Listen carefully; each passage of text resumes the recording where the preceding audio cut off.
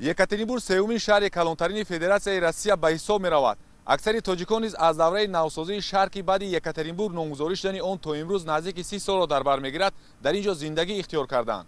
асоси фаъолияти ҳамватанони бурунмарзии моро дар шаҳри екатеринбург соҳаи меъморӣ, хизматрасонии тиббӣ ва фурӯши молу маҳсулоти гуногун ташкил медиҳад.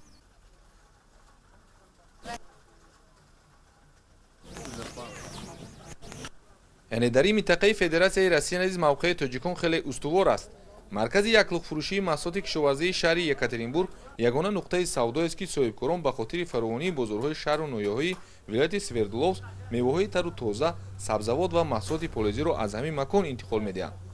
дар ин нуқтаи савдо беш аз 40 нафар тоҷикони муқими россия ба тиҷорати яклухти маҳсулоти гуногуни кишоварзӣ машғуланд. дар ин баробар наздики 500 нафар ҳамватанон ки дар мавсими корӣ ба ин минтақаи федератсияи россия сафар мекунанд, бо дастгирии масъулони консулгарии генералии тоҷикистон дар шаҳри екатеринбург, ҷамъиятҳо ва соҳибкорони тоҷики муқим соҳиби ҷойи корӣ гардиданд. дар шаҳри екатеринбург мо доир ба тиҷорат машғул ҳастем. маҳсулотҳои тоҷикистонро ба ин ҷо мебиёрем. ғайр аз ин мо инчунин маҳсулотҳои дигар республикаҳоро аз қазоқистон, ӯзбекистон ва аз дигар ҷоҳо доир ба мавсими ҳамин фаслҳое ки лозим аст меёрем. масалан дар аввалҳои моҳи апрелу май мо слива аз тоҷикистон оварда будем. худи ман шахсан ба шаҳри екатеринбург аз тоҷикистон зиёда аз 30 тонн қариб маҳсулот ворид кардем, маҳсулотҳои гуногун. муҳимтар аз ҳама талабот ба маҳсулоти тару тозаи кишоварзии ҷумҳурии тоҷикистон сол то сол аз ҷониби кишварҳои гуногун бештар мегардад.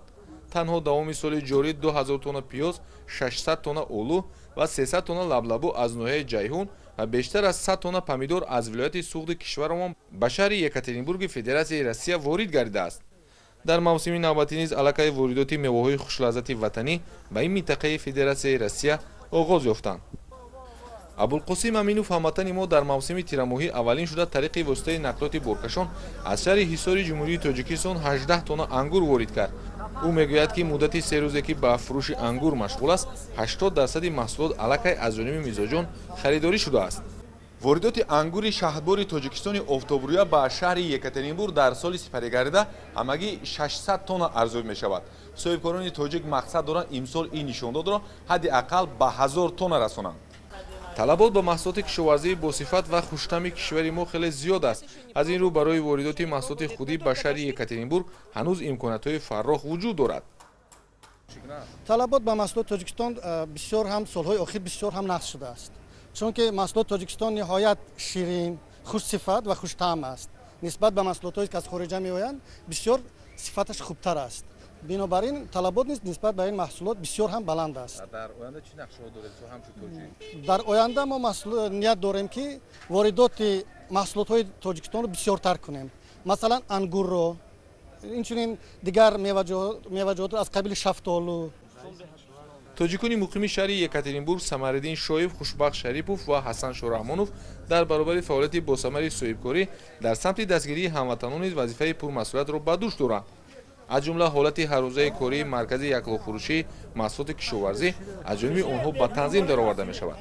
дар маҷмӯъ натиҷаи муваффақияту пешрафти худро дар шаҳри екатеринбург ҳамватанон натиҷаи сарҷамъӣ ва аз дастгирии ҳамдигар медонанд. абубакр шарифӣ, ҳабибуллои хушбахт, саидназари давлат, шаҳри екатеринбург, ҷаҳонамо.